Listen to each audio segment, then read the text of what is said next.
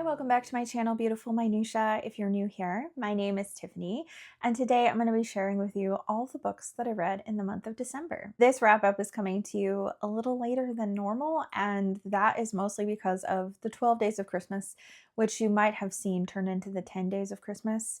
Based on my filming schedule this past fall, I am amazed that I even got 10 videos out to you, but I feel like I gave it a valiant try and I got 10 out to you before life caught up with me and I couldn't get the last two out to you.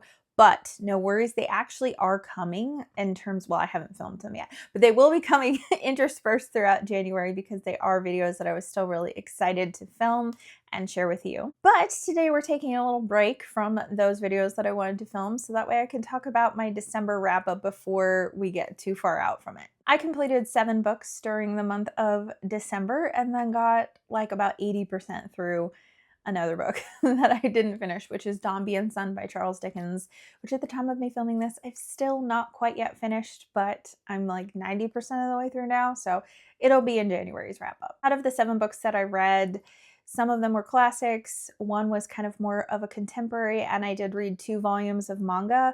Otherwise, I don't think my book count would even be as high as it is. All of the books in this wrap up divided according to genre, and they'll be in the timestamps. So if there are certain types of books you're more interested in than others, feel free to skip around. I'm going to start off with the first book that I finished this month, which I actually did a reading vlog of. So I'll link that in case you want to hear more in-depth thoughts, but that is The Reading List. I listened to this book entirely on audio when I was redoing my daughter's room, and so that's what that vlog is, was kind of a room makeover plus a reading vlog, and it ended up being the perfect amount of time for me to be able to complete my daughter's room. So this is a really interesting contemporary story about kind of the community that happens surrounding books, and it's just really, really beautiful. So we follow quite a few different people, have little inserted things here and there, but there's really 2 main people that we're following.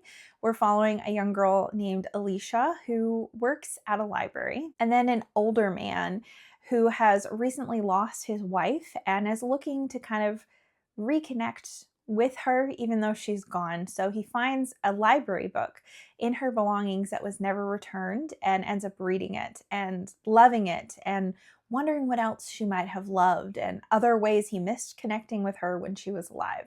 So he goes to the library to ask for recommendations, and as it turns out, the girl working at the library is not really a big reader. She's actually in law school, so she's much more interested in nonfiction, but she ends up stumbling across this list. And at the top of this list of books, it just says, for whenever you need it. And so she ends up reading these books on this list and then in tandem recommending those books to the older man. And they end up developing this bond over it, and the old man also develops a bond with his young granddaughter who loves to read, because then he subsequently purchases these books and passes them on to her. It's just a really beautiful and moving story of the community that surrounds books and how we can bond over literature and discussion. And it's just such a lovely thing that I've seen play out in my own life, where I have, lots of people that I've read with on BookTube. I have an in-person book club. I have a Patreon book club, and I've, read some books that I've had read-alongs for on my channel and discussed with you guys in the comments. And it's just such a beautiful thing that happens, that opens up when you start discussing books with people. And the more books that you discuss with people, the more a relationship is developed, and the more you start sharing about your own personal lives, I think, because you can see parallels in the books you're reading to what's going on in your actual life. And so that's definitely what happens in this book, and it's just really precious, especially because I've seen that played out in my own life. Another book that is a bit of a one-off in that I only have 1 book in this particular category is The Dawning of Indestructible Joy by John Piper. This is an Advent devotional that I read throughout the month of December. So, it just has one short little thing that you read every single day to kind of prepare your heart and mind for Christmas. And so it'll have a verse at the beginning, and then it's like super, super short. So I was kind of expecting a little bit more depth than what I ended up getting from this book. And I realized that it is difficult to convey depth in such short entries each day. But I found myself wishing that they were like twice the length, because I could easily handle reading, 3 or 4 pages as opposed to 1 or 2, and we could have delved a little bit deeper. There were a couple of days in here that I found to be really moving and really wonderful, but a lot of it just kind of felt surface level for me. So I think it was fine for what it was, but I think that my other problem is the last Advent devotional I read was 2 years ago, and it was Spurgeon's Joy to the World. And how can you compare someone to Spurgeon? You just kind of can't in terms of depth and wonderful writing and just spiritual insight. And I think maybe I placed a little bit of unfair expectations on this book, but it was fine for what it was. It really was not very memorable, and I don't think I'll read it again in subsequent years. As previously stated, I read 2 manga volumes in the month of December, and they were both Attack on Titan. So I read volumes 21 and 22. And well, let me just tell you, they were so good, especially this one, volume 21. We finally get in the basement, and we finally find out what has been in the basement that has been niggling at the back of my mind for the years that I have been slowly working my way through this manga series with Christy.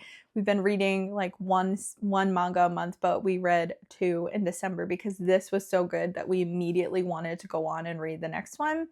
So I read 2 of them, and I have volume 23 right now that I will pick up literally within the next day or 2 of me filming this video. So it's getting really good. We're getting lots of reveals. We're finally getting answers to questions that have been sitting there for a long time. There's some very interesting questions that are being brought up. Yes, questions about the plot and how certain things are working, but more so like moral and ethical questions that are very, very interesting that I am really enjoying, especially in terms of history and how trustworthy different people's historical accounts are of what happened in this world, and kind of the narrative of the victor is the one who gets to tell their side of history more than the other. And so how do you know who to trust? And it's just really interesting conversations that are happening that I'm really enjoying. I read 1 literary fiction, I guess sort of also kind of historical fiction, in the month of December. I've already actually talked about it on my channel because it made it into my top books of the year. And that's Time of the Child by Niall Williams. When I was reading this book, it's extremely slow moving, but when I was reading this book, I was like, this is the most lovely prose that I've ever read, probably in my entire life. Like, it is so gorgeously written. There are sentences that are so descriptive of the setting, and then there are sentences that have just such poignant wisdom, and it just really was like the complete package for me in terms of writing. The story itself takes place in, I think, 1960s in a very tiny rural town in Ireland. This town has just gotten electricity for the first time. So even though it's set in the 60s, it actually feels even further back in the past because they're so far removed from technology that was really normal in the 60s in parts of America. And so it's very interesting to kind of compare those things. It's mostly the story of a widowed doctor and his adult daughter who is living with him at the time of the story. And that's we kind of take off from there. We explore the backstory of the doctor's marriage, of his practice in this small town. And then we also have a chapter that is from the viewpoint of a young boy who is living with a father with addiction issues and his whole story because he's the one that finds this child. Any description that you will read of this book will tell you that there is a child that comes into the life of the doctor and his daughter, and it changes their lives forever, as well as changing the town. And that event does not happen until about halfway through the story. And so it's very, very slow moving, but I didn't feel like it was too slow moving. I felt like it really rooted and established us in this town and helped us to know the dynamics of the town, helped us to really, really know our characters. And so I felt like it was justified that it took that long, and the writing was so beautiful that I really didn't care. But I do think that as a result of it being so slow, it might not be a book that works for everyone, especially depending on what you're in the mood for at the time, but it was absolutely stunning for me. There's just such beautiful themes in the story that really brought it home for me. Themes of love and faith and childlikeness and all of those kinds of things. It's just, oh my goodness. It was just really deep and really impactful, and I am very eager to read more by Niall Williams, and I actually own his book, This Is Happiness, so I'm certain that will be a book that I pick up in 2026. The last two books that I'm going to talk about here are classics, but they're very different types of classics, but I'm still grouping them together because I feel like a lot of the books that I'm talking about in this wrap up are kind of one-offs. So during the month of December, I was dealing with some exhaustion, some burnout, some stress, and so I picked up Winnie the Pooh by A.A. Milne, and oh my gosh, this was exactly what I needed. There's just so much in this book that is just so wonderful, brought a smile to my face. There's definitely like whimsy and silliness, but there's also just so much joy on the pages. If you have never read Winnie the Pooh, you really, really should, especially if you grew up watching the Disney cartoon. And I watched the Disney cartoon, like the original Winnie the Pooh Disney movie, so many times as a kid. And I didn't pick up this book until I think I was 12. And I realized I'd really been missing out by not reading this when I was younger because, as is normal, the book is better than the movie. So the book has a lot more, I think, humor than the movie does, especially with Eeyore. And I loved Eeyore in the movies when I was a kid. But it wasn't until I read the book that Eeyore became my favorite. I think Pooh was my favorite when I was a kid. But when I read the books, like Eeyore's sarcasm is just like so hilariously over the top. And I just love it. There is a quote here that I just loved of when Pooh is stuck in Rabbit's house in like the doorway because he's eaten too much and he has to just stay there and not eat for a little while until they can pull him free. And so Pooh asks Christopher Robin, "Would you read a sustaining book such as would help and comfort a wedged bear in great tightness?" And that's how I felt about this book. I felt like I was kind of like wedged in between exhaustion and stress in this book.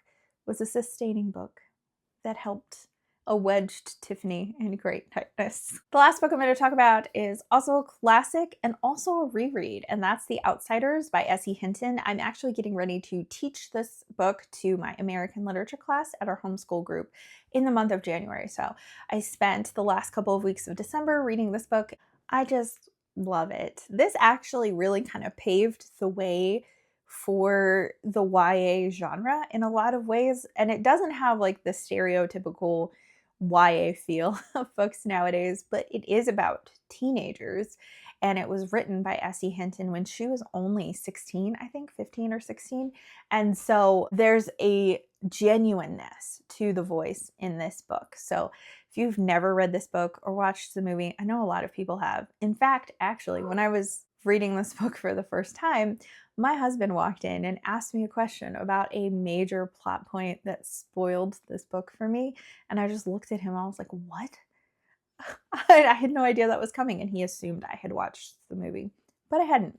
So anyways, if you have not read the book or watched the movie, first of all, you should read the book. But second of all, this story is about a boy named Ponyboy Curtis. And yes, his real name is Ponyboy. It's even on his birth certificate. His brother's name is Soda Pop. He had really weird parents. Anyways, it's about him growing up in Tulsa, Oklahoma, when there are gang activities happening. And so he's part of a group of kids that live in the poorer area of town, and they're called the Greasers. And they're butting heads with the Socias, who that stands for socials, I think, and they're like the rich kids on the other side of town. And so this is really a story about class disparity and social disparity, but also just kind of learning to see things from other people's perspective. And it's just like really, really well done. It's also pretty tragic, and I cried even upon a reread, even knowing what was happening and what was coming. But it's just such a great book, and it feels, like I said, so genuine. Like the voice of Ponyboy feels so authentic, and I think that's because of S.E. Hinton's youth, as well as the fact that she grew up in Tulsa. And so there's just a lot happening in this story that was very true to her own life experiences, and you feel that on the page. Well, those are the books that I read in the month of December. A lot of shorter books, but a lot of books that I really, really enjoyed. In fact, one of them even made it into my favorite books of the year, like I said. And there's a few that probably would have made it, except that they were rereads. So I did really have some wonderful reading time in the month of December. I'd love to hear from you in the comments down below if you read any of the books that I talked about in this video. Of course, I would love to hear your thoughts, but also please let me know what you're reading, what you've been reading in the month of December. What was your favorite book that you read in the month of December? Thank you so much for watching. If you like this video, please hit like and also subscribe so you can continue to see more bookish content from me, and I will see you again next time.